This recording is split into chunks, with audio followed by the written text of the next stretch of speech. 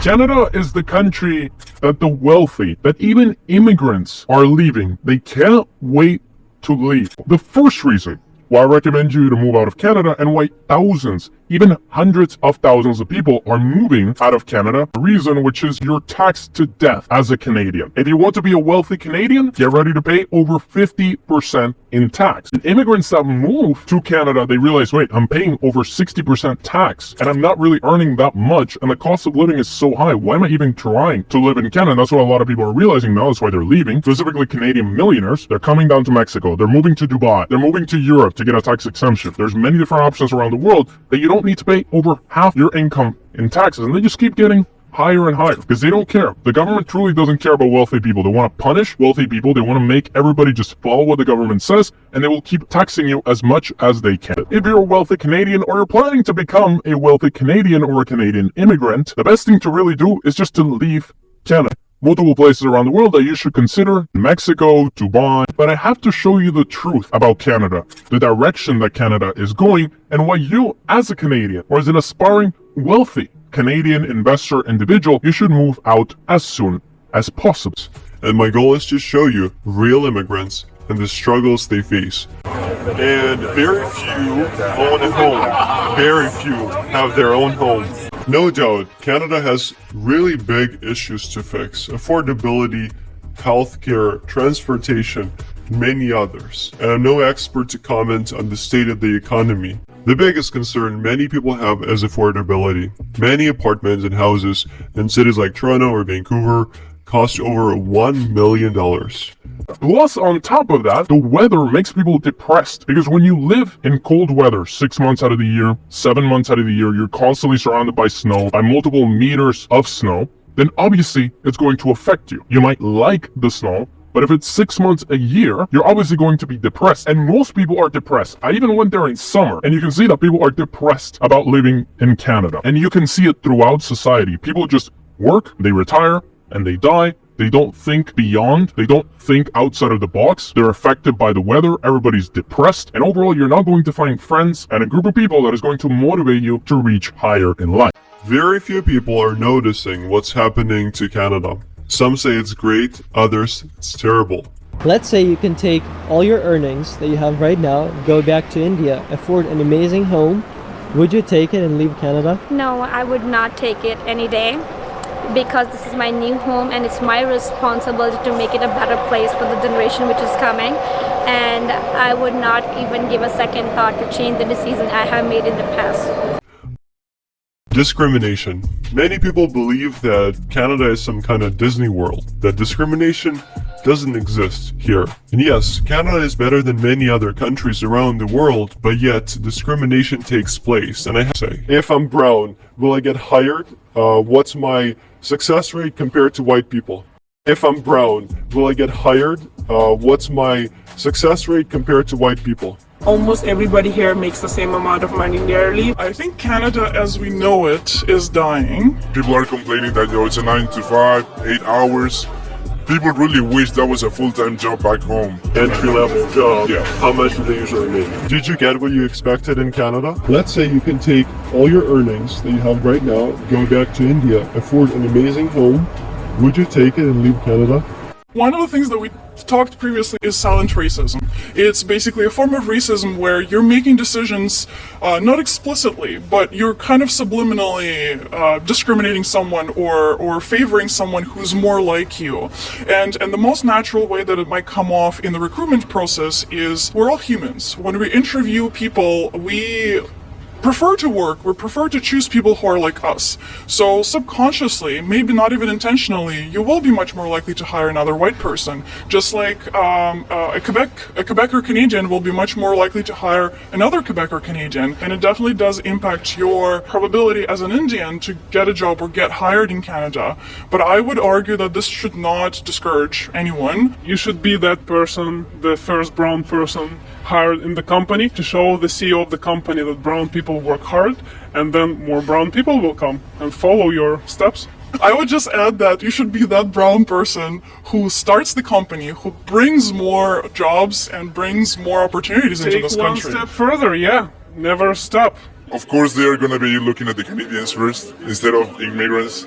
but you have to build your way up, just like you were saying. And that's pretty much the only thing that I would say. To answer the big question, is Canada dying? So what is happening with Canada? Is the country dying? The time has come to answer the big question. I think Canada as we know it is dying, and it's being reborn into something new that is being shaped by the policies that Canada is choosing to follow, by the people who are choosing to come and stay in Canada. What does that mean, and is that a good or a bad thing? I can't tell. I could have my own personal subjective opinion, but I could be wrong. I think the time will tell us. I've spoken with different ministers in provinces, and they all see importance in helping immigrants integrate and build our country community by community. Another thing I noticed in Canada that truly shocked me was this 9 to 5 work and then die mentality. Everybody is just focused on their job. Their job is pretty much meaningless. They work at some small office. They just make as much as they need to get by. They have maybe one child, maybe not even that, because now with the woke ideology, they don't want you to have children. They want you to be infertile. And then they just die. They retire and die. That's sort of the culture. You're not going to find people that want to start a business, that want to be millionaires, that want to be 100 millionaires, that want to build wealth, that want to start a giant business. You're going to find that in Dubai. You're going to find that in Monaco. You're going to find that in many places around the world, but you're not going to find that in Canada. It is worth it. If you look at the world today, you will see that any other country is experiencing all the same issues. It's just the matter of figuring out which country is doing it better. Canada is like an iPhone versus Android. So Canada is probably taking a conservative approach to see what's working out there in the world when something new is implemented. If that works, then Canada implements this as well. To be honest with you, it'd be very difficult to find a better metaphor. Prop, do you think Canada is dying? If it's dying, let's take our country as a person. If the person is dying, the person would go see a doctor, eat healthy food, or try to fix the situation, not just like lay in the bed and die. So same you can do with your country. Try to fix the situation, the things which is making you uncomfortable. So I would say like everything can be fixed, so that's this country. Homeless are through the roof, all over the street. You see them. Random attacks on people on the metro. Canada isn't the safe country that it once was. It isn't the country that was advertised as peaceful, as everybody loves each other. Everything is wonderful in Canada. It isn't that country anymore. Now you have this massive drug crisis, people attacking randomly on the street for absolutely no reason, and you're always on edge. When you go to the metro, when you walk around the street, everybody's on edge. They don't want to talk to you anymore. They're afraid. Everybody's afraid. And the government has let this happen, and it's going to increase even more. Crime is going to get even worse over the next couple of years. And if you're a wealthy Canadian, you're thinking, oh, Canada is the best place in the world. It's safer than the United States. Yeah, in some places it is much safer than the US, but you have places that completely crush Canada in terms of safety. Dubai, Singapore, Switzerland, even some countries in Europe are much better. In Latin America, you have El Salvador now, a lot of Canadians exploring El Salvador. You have other options around the world where you don't have these random attacks. You don't have the fentanyl crisis that is absolutely corrupting Canada. You don't have this collapse in society that you're experiencing all over the country. Another reason why most people leave Canada, and why I found Canada truly shocking, to say the least, is the woke culture. It's getting worse and worse and worse here. But in Canada, it's pushed down your throat. Since the government is truly pro-wokeness, and they want to make as many people possible to follow this woke agenda, to follow this woke ideology, and they will shove it down your throat. And they want to increase immigration. They want borders. Recently, Canada had a plan to bring hundreds of thousands of Palestinian refugees over to Canada. How are you going to house those refugees? How are you going to take care of them? You're going to tax the population more. You're going to control the population more, so they agree with your policies to bring more refugees, more people that are not contributing to the government. Overall, the government is heading in this sort of dictatorial trajectory. It can be called a dictatorship right now, but it's heading in that trajectory, and it's going to become that in the next couple of years. And as a Canadian, especially as a wealthy Canadian, go somewhere else where you don't need to deal with this BS. Now, one thing that gets promoted about Canada is your amazing healthcare, the free healthcare. Come to Canada and get free healthcare. If you're coming from a third world country and you never experienced good healthcare or medium healthcare and you're poor, then obviously that's going to be good. But for a wealthy person, you have to wait months for an appointment. You have to wait months for emergency cancer screening. You essentially have this lack of personnel and this lack of wanting to help you because they don't have any incentive to help you. All the doctors are moving to America or to the UK to get better wages. And all these people that want this free healthcare are inundating the system. They want more refugees to come. They want more people to flood Canada. And obviously those people are going to use the free healthcare. For what? If it's free, it doesn't mean it's good. So if you're a wealthy entrepreneur, you're a wealthy individual, wealthy investor, and you're thinking, oh, at least Canada has free healthcare. You can go to places like Singapore, Switzerland. You have 10 times as better healthcare. So if you're tired of the free healthcare, the horrible healthcare, the lack of personnel, the lack of attention, the massive lines to get important screening, go to another country. Leave Canada because you can find an appointment in the next day in most developed, fast, paid healthcare countries. Canada's healthcare system is pushing hospitals right across this country to the brink. Canadians have died while on a hospital wait list, anywhere from less than a month to over 8 years. The number of Canadians dying while waiting for surgery is on the rise and expected to get worse. It's very crucial that governments, I think, spend more time thinking about the consequences from making people wait so long for healthcare. While the federal government has offered more money to help with this current crisis, there are growing calls for more long-term change, with an aging population expected to keep stretching Canada's healthcare system.